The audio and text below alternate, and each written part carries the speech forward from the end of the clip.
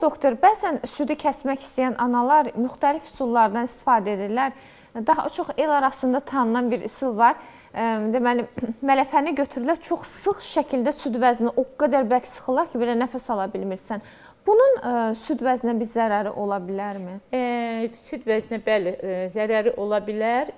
Südü sıxmaqla ora süd gəlməyəcək demək kimi bir şey yoxdur.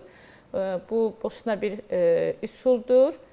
Südü ümumiyyətlə kəsmək üçün birincisi əmizdirmə müddətini qısaltmaq lazımdır. Məsələn, uşağa bir 5 dəqiqə südü verib, çünki o uşağı da kəsin olaraq süddən ayırmaq bu uşaq üçün də böyük bir travmadır. Sanki yəni əməlli bir psixoloji travmadır, bənzətməmi demək istəmədim.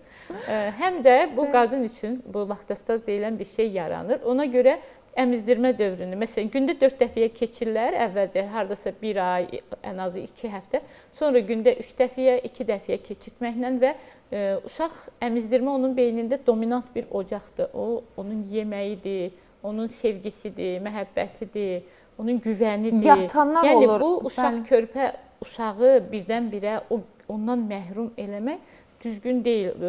Yəni, o baxımdan başqa bir dominant nə isə yaratmaq olar, uşağın sevdiyi bir şey.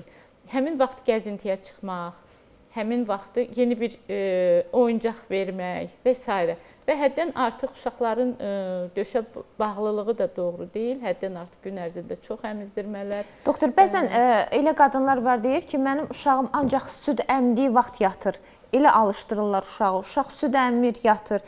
Bəzən bizə izləyicilərimiz yazırlar ki, səhərə qədər süd əmir uşaq. Bu doğru texnik deyil. Gecə əmizdirmələri xeyirdir. Bu həm prolaktinin ifrazını çoxaldır.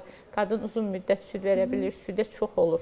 Yəni gecə əmizdirmək olur, amma bütün gecəni bu pustuşka kimi bir türlü uşağa bunu öyrətmək lazımdır. Bəzən uşaqlar susuz olurlar.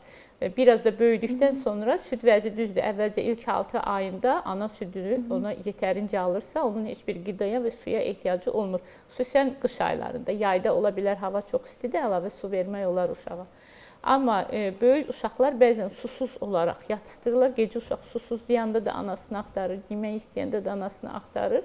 Və bu baxımdan biraz diqqətli olmaq lazımdır. Uşaq nə istəyir və yenə də bu gəzintilər, bəzən uşağı süddən ayıran zaman axşam onu açıq havada gəzintidə, uşaq arabasında və s. yatızdırıb evə gətirmək olar.